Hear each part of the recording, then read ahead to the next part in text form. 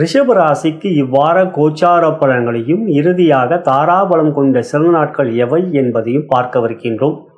இவ்வாரத்தில் சுக்கிர பகவானின் அருளினால் white elephant எப்படி அதிர்ஷ்டத்தின் அடையாளமோ அத்தகைய அதிர்ஷ்டத்தை இந்த வாரம் நீங்கள் அடையப் போகின்றீர்கள். சந்திரன் 3ஆம் இடத்துக்குரிய வளர்வரையாக இருப்பதனால் எடுக்கின்ற முயற்சியில் ஜெயம் உண்டாகும். சிந்தனைகளிலே தெளிவு இருக்கும். முயற்சிகளில் மற்றவர்களின் ஒத்துழைப்பும் சிறப்பாக இருக்கும். இவ்வாரத்தை பொறுத்தவரை மனநலம் மற்றும் ஆரோக்கியம் என்று பார்க்கின்ற பொழுது ராசிக்கு 2ஆம் இடத்தில் குரு அற்புதமாக இருக்கின்ற இவ்வாரத்தில் அவர் சொந்த நட்சத்திரத்தில் இருப்பது சிறப்பானது.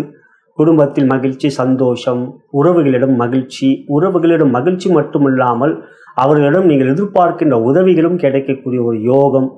மற்றபடி எந்த ஒரு செயல்கள் ஈடுபடுகின்ற பொழுதும் முயற்சிகள் எடுக்கின்ற பயம் இல்லாத ஒரு மனநிலை என்று மனநலம் சிறப்பாக இருக்கும். 6ஆம் இடத்துக்குரியவர் சுக்கிர பகவான், அவரே உங்கள் ராசிக்கு அதிபதி. அவர் இப்பொழுது 3ஆம் இடத்தில் இருக்கின்றார். 3இலே சுக்கிரன் இருப்பது யோகம். ஆகையால் இவ்வாரத்தை பொறுத்தவரை ஆரோக்கியத்தில் நல்ல ஒரு உற்சாகம்.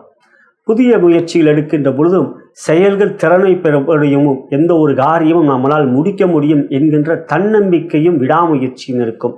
எனவே இவ்வாரத்தில் உங்களுடைய மனநலம் மற்றும் ஆரோக்கியம் மிக மிக சிறப்பாக இருக்கும். தைரியமாக எந்த ஒரு முயற்சியும் நீங்கள் இந்த வாரத்தில் எடுக்கலாம்.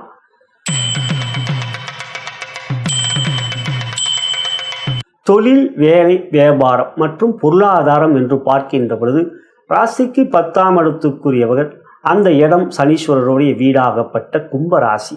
அவர் உங்களுக்கு லாபஸ்தானத்தில் அமர்ந்திருக்கின்றார். 10இல் ராகு பாம்பு அமர்ந்திருக்கின்றது. பொதுவாக 10ஆம் இடத்தில் பாவி அமர்வது யோகம். குருவோடைய பார்வை வேறு இருக்கின்றது. எனவே இந்த வாரம் தொழில் வியாபாரத்தை பொறுத்தவரை சிறப்பான முன்னேற்றங்கள் இருக்கின்றது. பொருளாதார உயர்வுகளில் நீங்கள் எடுக்கின்ற முயற்சியில் அரசாங்கத்தில் நல்ல ஆதரவு என்று உங்களுடைய தொழில் வியாபாரத்தில் நீங்கள் வளர்ச்சியை பெறுவீர்கள். வேலையாட்களுடைய உழைப்பும் சிறப்பாக இருக்கும்.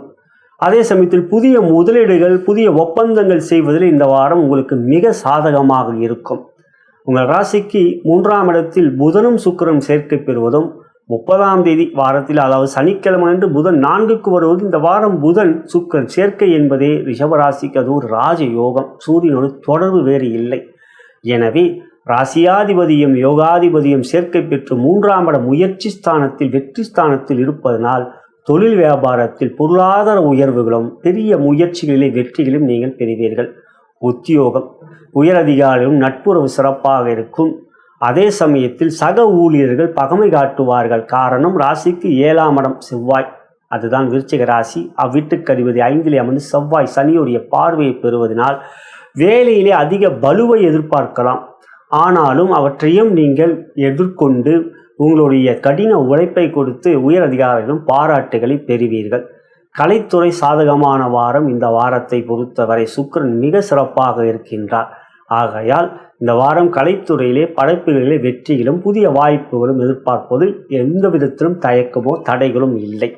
அரசியலை பொறுத்தவரை சாதகமற்ற வாரம். சூரியன் கேதுவோடு சேர்க்கை. 4ஆம் இடத்தில் இருப்பது அவர் திக்பல சூனியத்தை பெறுவார். 10இலே சூரியன் திக்பலம், அதற்கு நேர் 7ஆம் வீட்டில் சூரியன் திக்பல சூனியத்தை பெறுவார்.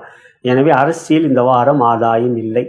விவசாயத்தை பொறுத்தவரை நல்ல விளைச்சல்கள் இருக்கும். 3ஆம் இடத்தில் சுக்கிரன் புதனோடு சேர்க்கை என்பதனால் லாபமும் இருக்கின்றது.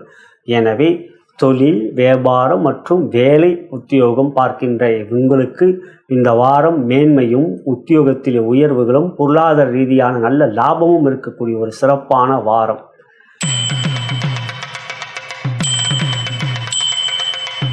குடும்பம் மற்றும் காதல் உறவுகள் என்று பார்க்கின்ற பொழுது ராசிக்கு 2ஆம் இடத்துக்குரிய இடத்தில் குரு அமர்ந்திருப்பதே ஒரு யோகம். ஆகையால் குடும்பத்தில் மகிழ்ச்சி, சந்தோஷம், கணவன் மனைவி உறவுகளே அன்பை வெளிப்படுத்துவீர்கள். உறவுகளிடம் மகிழ்ச்சி இருக்கின்றது. வீட்டில் இருக்கின்ற பெரியோர்கள் உங்களுக்கு அன்பை காட்டுவார்கள்.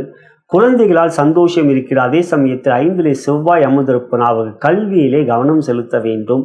காதல் உறவுகள் என்று பார்க்கின்ற பொழுது சுக்கிரன் சாதகமாக இருப்பதனால் காதல் உறவிலே அன்பை பெறக்கூடிய இடத்திலும் நீங்கள் இருக்கின்றீர்கள். எனவே இந்த வாரம் காதல் உறவிலே மகிழ்ச்சி, சந்தோஷம். காதல் வெளிப்படுத்துவதும் தயக்கம் என்றால் இந்த வாரம் உங்களுக்கு சாதகமே. அடுத்ததாக பார்க்கின்ற பொழுது திருமண முயற்சி. குருபலம் சிறப்பாக இருக்கிறது. சுக்கிரன் புதனோடு சேர்க்கை சாதகம். அது திருமண முயற்சி நல்ல வரன் ஆண் பெண் இருவருக்கும் அமையும். மறுமணம் என்றால் 11ஆம் இடம், அவ்வீட்டுக்கு அதிபதியே குரு, மீனராசிக்கு. அவர் 2ஆம் இடத்தில் இருப்பதும் சிறப்பானதே. எனவே மறுமண முயற்சியிலும் சாதகமான வாரமே. அவ்வாறு வரங்களை தேடிக்கொண்டிருக்கும் நண்பர்கள், எனது ஜோதிட மேற்பார்வையிலே இயங்கிக் கொண்டிருக்கும் சென்னை வாலாஜர் ரோடிலே அண்ணா சாலையிலே இயங்கிக் கொண்டிருக்கும் திருமண இணையதளமே bharatmatchpoint.com இலவசமாக பதிவு செய்து வரன்களை தேடிக்கொள்ளலாம். தேவைப்பட்டால் கீழே இருக்கின்ற அலைபேசியிலே என்னை அழைக்கலாம். குடும்பம் மற்றும் காதல் உறவுகள் ரிஷபராசியை பொறுத்தவரை இந்த வாரம் மகிழ்ச்சி, சந்தோஷம் மற்றும் எந்த விதத்திலும் மன சஞ்சலங்கள் இல்லாமல் ஒரு மகிழ்ச்சிக்குரிய குதூகலமான வாரமாக அமைந்திருக்கின்றது.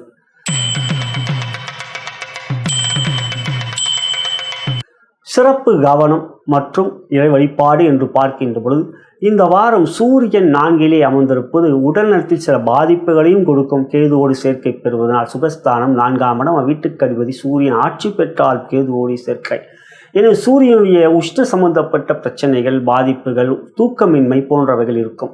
இவற்றுக்கு நீங்கள் செய்ய வேண்டியது, நீங்கள் விஷ்ணு சகஸ்ரநாமம் கேட்பது, சுதர்சனனுடைய அதாவது விஷ்ணு சகஸ்ரநாமம் கேட்பது பகலிலே அல்லது சுப்ரபாதம் கேட்பது. இவை கேட்பது சூரிய நாராயணனுடைய அருளை பெறுவதனால் அந்த பாதிப்பிலிருந்து நீங்கள் வெளியே வர முடியும். இதை நீங்கள் சுக்கிர ஓரையிலே கேட்பது இன்னும் மேன்மையை கொடுக்கும். இந்த விஷயத்தை, இந்த இறை வழிபாட்டை நீங்கள் செய்வதன் மூலம் ஆரோக்கியத்தில் சின்ன சின்ன பிரச்சனைகள், தூக்கமின்மை போன்றவற்றிலிருந்து விடுபடலாம். நலம் பெறுக, வளம் பெறுக.